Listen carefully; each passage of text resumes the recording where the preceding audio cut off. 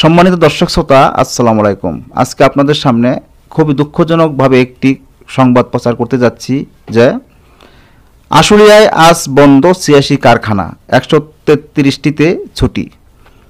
বাংলাদেশের খেটে খাওয়া মানুষগুলো কিন্তু ছোটোখাটো একটা কারখানায় চাকরি করে, যেহেতু গার্মেন্টস কারখানা অন্যান্য কারখানাতে চাকরি করে। এখন শ্রমিকরা যদি সেই কারখানার বিরুদ্ধে আন্দোলন করে তাহলে মালিক পক্ষ কি করবে?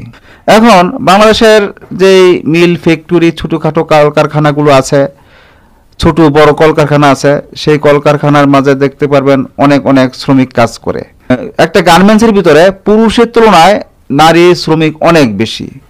আপনারা গার্মেন্টসে যারা চাকরি করেন তারা অবশ্যই জানেন, এবং প্রত্যেকটা ফ্যাক্টরিতেই কিন্তু পুরুষের তুলনায় নারীর সংখ্যা বেশি, মেয়েদের সংখ্যা বেশি। যেমন প্রাণ ইন্ডাস্ট্রিয়াল পার্ক, প্রাণের ভিতরেও পুরুষের তুলনায় নারীর সংখ্যাই বেশি।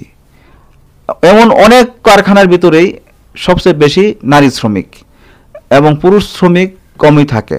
এখন এখানে দেখা যাচ্ছে যে এই কারখানার শ্রমিকগুলো তারা আন্দোলন করেছে, আন্দোলনের দাবি তারা মেনেছে, একের পর এক দাবি তাদের বাড়তেই থাকে। অবশেষে যে মালিক পক্ষ কি করলো, এত দাবি পূরণ করতে না পেরে কারখানা বন্ধ করে দিয়েছে। কিছু কারখানা করে অনির্দিষ্টকালের জন্য বন্ধ, আর কিছু কারখানার সাধারণ ছুটি ঘোষণা করেছে। ঢাকা আশুলিয়ায় ৮৬টা কারখানা একবার বন্ধ, আবার ১৩৩টিতে সাধারণ ছুটি দিয়ে দেওয়া হয়েছে। যদি এভাবে কারখানা বন্ধ হতে থাকে তাহলে লক্ষ লক্ষ মানুষ বেকার হয়ে যাবে।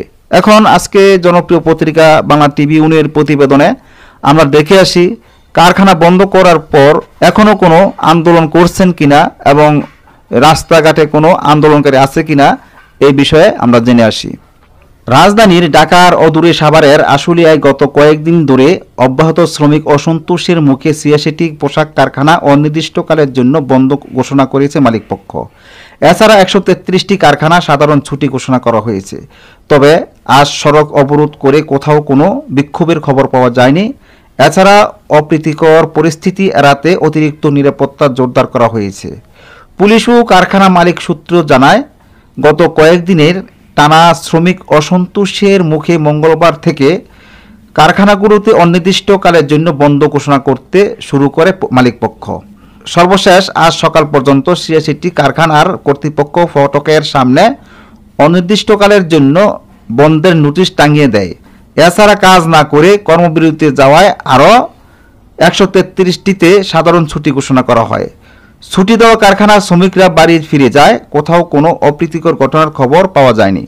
শিল্প পুলিশ এর পুলিশ সুপার মোহাম্মদ সারোয়ার আলম বলেন, গত ২ দিন ও আজ সকাল পর্যন্ত ৮৬টি কারখানা অনির্দিষ্টকালের জন্য বন্ধ হয়েছে। এছাড়া শ্রমিকরা কর্মবিরতি করায় আরও ১৩৩টিতে সাধারণ ছুটি ঘোষণা করা হয়। এখন পর্যন্ত কোথাও কোনো অপ্রীতিকর ঘটনা ঘটেনি।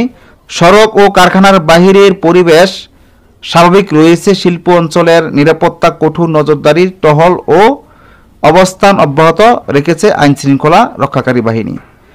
এখন দেশের পরিস্থিতি এমন হয়েছে, দিনে দিনে সব কলকারখানা বন্ধ হয়ে গেলে এখন বাদবাকি জীবন তাদের কেমনে চলবে?